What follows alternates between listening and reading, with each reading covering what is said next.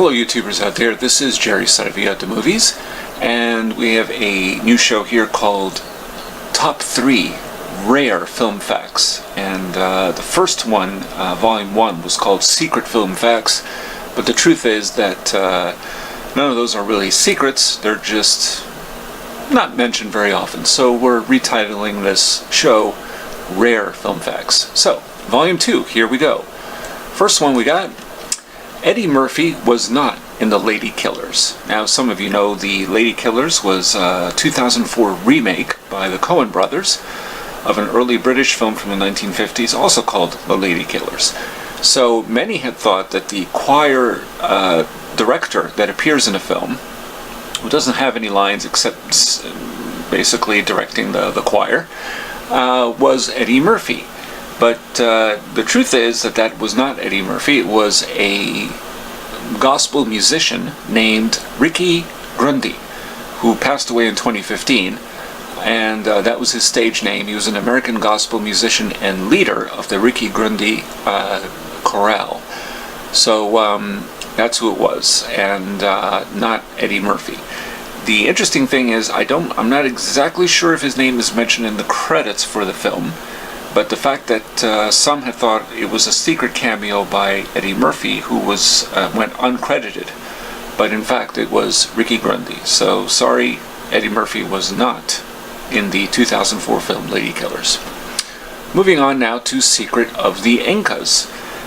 This is a film I've discussed in my other channel, but basically it was a direct reference, the 1954 Charlton Heston film, to Raiders of the Lost Ark. Now, this is corroborated by the Raiders of the Lost Ark costume designer Deborah Landis, John Landis' wife, who said that the costume of Indiana Jones was directly referencing Charlton Heston's Harry Steele and his costume from Secret of the Incas. And, quote, "We did watch this film together as a crew several times, and I always thought it strange that the filmmakers did not credit it later as the inspiration for the series." So there is that. Now, there are two films prior to Secret of the Incas where characters wear very similar type of garb. China from 1943 that starred Alan Ladd, so clearly he wears a similar costume there. And Ronald Reagan in the film, the 1952 film Hong Kong, also wearing a similar outfit. In fact, there's even a little Chinese boy in it who no doubt was part of the inspiration for Short Round in Indiana Jones and the Temple of Doom. So, but the thing is that aside from the costume and of course a scene that anticipates the map room sequence from Raiders, there isn't really a whole lot there that seems similar, only in terms of perhaps individual moments. But the story, the structure, and especially the fact that Raiders had a bunch of cliffhangers in it doesn't really, it's not exactly as Deborah Landis later quoted as saying a shot-for-shot remake or shot-for-shot Raiders. It's really not. So, but certainly the costume was the most direct inspiration, at the very least according to the costume designer on Raiders. So there's that. And both films are Paramount Pictures, but Secret of the Incas has yet to get a proper DVD release. Maybe someday, we'll see. Now moving on to Michael Douglas. And did his ex-wife sue him, entitling not just to 50% of all his money that he receives from movies, but from anything that is a spin-off or a sequel?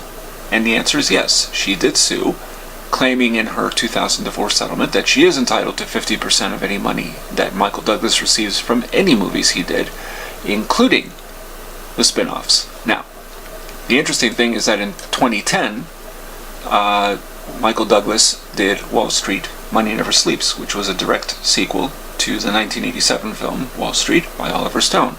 So she wanted to relaunch the lawsuit in California. Deandra Douglas, Michael Douglas' ex-wife, where the couple divorced and wanted to appeal a decision where she was told that she couldn't and wouldn't get any money from Wall Street Money Never Sleeps. Now, the interesting thing about this is that they divorced in 2000, so anything he made prior to that, he couldn't actually sequelize.